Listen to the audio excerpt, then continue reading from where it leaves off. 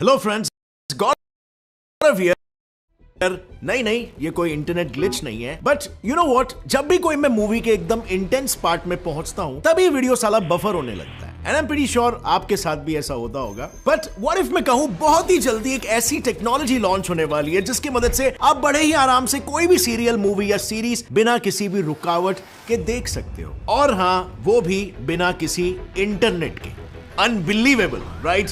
लेकिन इस अनबिलीवेबल चीज को पहली बार इंडिया के द डिपार्टमेंट ऑफ टेलीकम्युनिकेशंस और India public service broadcaster Prasar Bharati ने पॉसिबल करके दिखाया। ये दोनों ऑर्गेनाइजेशन साथ में मिलकर एक ऐसी टेक्नोलॉजी पर काम कर रहे हैं जो डायरेक्टली वीडियोस और मल्टीमीडिया कंटेंट को आपके फोन पर ब्रॉडकास्ट करने वाली है, जस्ट लाइक रेडियो एफएम। और इस टेक्नोलॉजी को नाम दिया गया है D2M, यानी direct to mobile technology. But is this even possible? And if yes, तो इस टेक्नोलॉजी का वर्किंग कैसे होगा और उसके क्या क्या फायदे होंगे?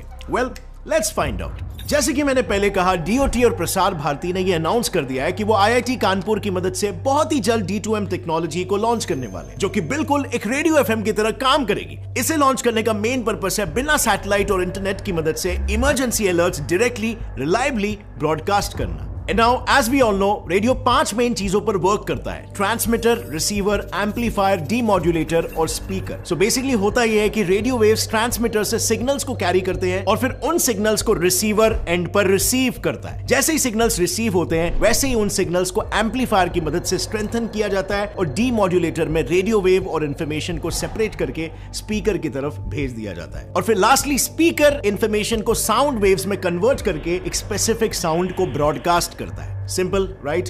वेल, शायद D2M में भी कुछ ऐसा ही होने वाला है। बस फर्क सिर्फ इतना होगा कि इंस्टेड ऑफ ऑडियो इंफॉर्मेशन, यहाँ पर टेरेस्ट्रियल डिजिटल टीवी सिग्नल्स को रिसीव करके एक वीडियो में रिप्रेजेंट किया जाएगा, जिसके लिए किसी भी इंटरनेट कनेक्शन की जरूरत नहीं होगी। अब नॉर्मली जब हम इंटरनेट यूज करते हैं तो उसमें क्या होता है, सारी इंफॉर्मेशन ऑलरेडी डेटा सेंटर्स या यूं कहूं तो ट्रांसमीटर्स के सर्वर्स में स्टोर होती है, और ये डेटा सेंटर्स किसी ISP यानी इंटरनेट सर्विस प्रोवाइडर जैसे कि एयरटेल, जियो, आइडिया के साथ कनेक्टेड होते हैं। अब जैसे कोई इंसान इंटरनेट पर कुछ सर्च करता है, तब इंटरनेट ब्राउजर सबसे पहले DNS में उस URL के IP एड्रेस को डिटेक्ट करता है। और basically DNS is just like our phone directory. जैसे फोन डायरेक्टरी में हर एक इंडिविजुअल का नाम, नंबर और एड्रेस मौजूद होता है, बिल्कुल उसी तरीके से DNS में हर एक वेबसाइट से लेकर हर एक ऐप का IP एड्रेस मौजूद होता है। अब जैसे ही उस इंसान के द्वारा सर्च किए हुए URL का IP एड्रेस डिटेक्ट होता है, वैसे ही ऑप्टिकल केबल या सैटेलाइट के जरिए उस IP एड्रेस को ISP तक सप्लाई किया जाता है, और उसके बाद ISP उस इंफॉर्मेशन को छोटे छोटे पैकेट्स यानी कि बिट्स में हमारे कंप्यूटर या लैपटॉप तक सप्लाई कर दी है। बेसिकली इस तरीके से इंटरनेट जो आप यूज करते हो आप तक पहुंचता है। आई नो काफी कॉम्प्लिकेटेड सा प्रोसेस साउंड कर रहा होगा, और एग्जैक्टली इसी कॉम्प्लिकेशन को D2M टेक्नोलॉजी दूर करने वाली। और जानना चाहते हो कैसे? वेल, अगर फ्यूचर में सच में ऐसा हुआ कि सच में ये टेक्नोलॉजी लॉन्च हुई, इससे 3 सेक्टर्स को मेजरली काफी ज्यादा फायदा होने वाला है। सबसे पहला सेक्टर होगा कंज्यूमर का सेक्टर, यानी कि हम। यू सी 2021 में जब एक रिपोर्ट निकाला गया था, तब ये बात सामने आई थी कि इंडिया में 750 मिलियन स्मार्टफोन यूजर्स है, और 2026 तक ये आंकड़ा 1 बिलियन पार करने वाला है। और इतने सारे यूजर्स हर महीने इंटरनेट के लिए 400 से 500 रुपए खर्च करते हैं। तो अगर ओवरऑल हम काउंट करने चाहे तो इंडिया में मंथली 30 से 40 करोड़ रुपीस इंटरनेट पर इन्वेस्ट होता है, और वाईफाई के चार्जेस तो हमने काउंट ही नहीं किए। और फिर इतने पैसे खर्च करने के बाद हमें क्या मिलता है? सिर्फ 2 GB पर डे जितना डेटा, जिसमें हम एक मूवी तक हाई डेफिनेशन में ढंग से नहीं देख सकते। और वहीं पर अगर मैं D2H टेक्नोलॉजी की बात करूं तो उसके भी मंथली प्लान अप्रोक्सीमेटली 400 से 500 रुपीज रहते हैं, पर D2H में हम कितने भी चैनल्स 24 आवर्स के लिए बिना रुके देख सकते हैं। और इसीलिए मुझे ऐसा लग रहा है अगर D2M के लिए भी कुछ प्लान्स होंगे तो वो भी D2H जैसे एकदम कॉस्ट एफिशिएंट होंगे, और इसका डायरेक्ट फायदा मिलेगा कंज्यूमर को। वीडियो ट्रैफिक कम, वीडियो बफरिंग कम, और हम कंटिन्यूअसली एक सुपर क्वालिटी वीडियो को देख पाएंगे, जिससे इवेंचुअली व्यूअरशिप और भी ज्यादा तेजी से बढ़ने लगेगा। नाउ आई नो ये सब सुनने के बाद आप सभी को ऐसा लग रहा होगा कि अगर इंटरनेट नेटवर्क ही नहीं होगा तो इंटरनेट प्रोवाइड करने वाली बड़ी बड़ी इंटरनेट सर्विस प्रोवाइडर कंपनीज तो लॉस में चली जाएगी। But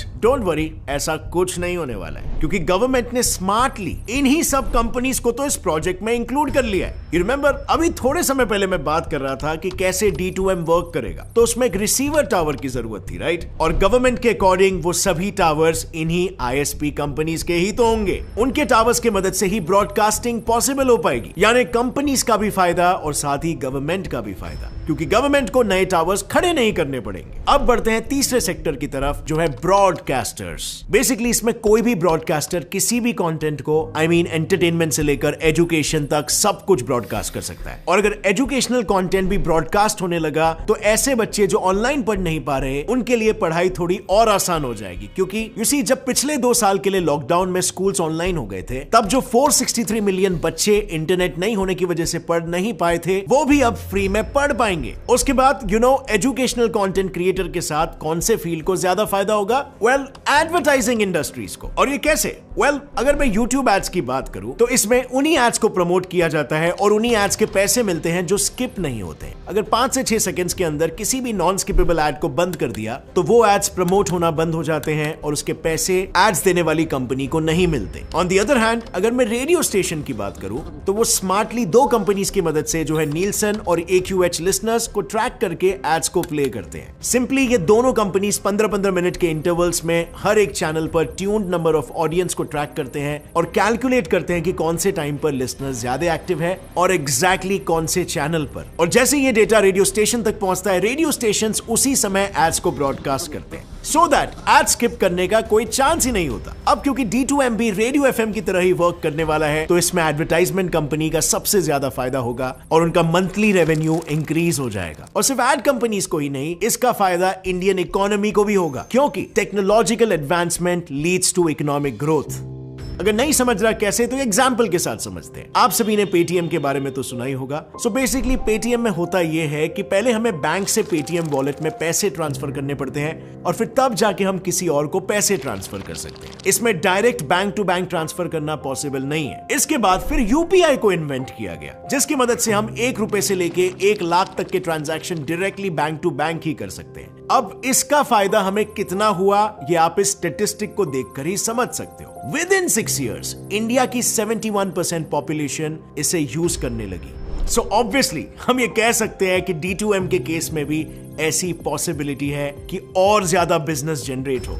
This could well be like a big disruptor of internet. Now you tell me, overall ये सब सुनने में काफी इंटरेस्टिंग जरूर लग रहा होगा, but you know, जब मैं इस पूरे प्रोजेक्ट को स्टडी कर रहा था, तब मुझे इस प्रोजेक्ट के हर एक बेनिफिट में कई फ्लॉज भी नजर आ रहे थे। Now I could be wrong as well, but फिर भी मैं बता देता हूं एग्जैक्टली वो कौन से फ्लॉज थे। So इस पूरी टेक्नोलॉजी का सबसे बड़ा फ्लॉ है इसका मॉडल।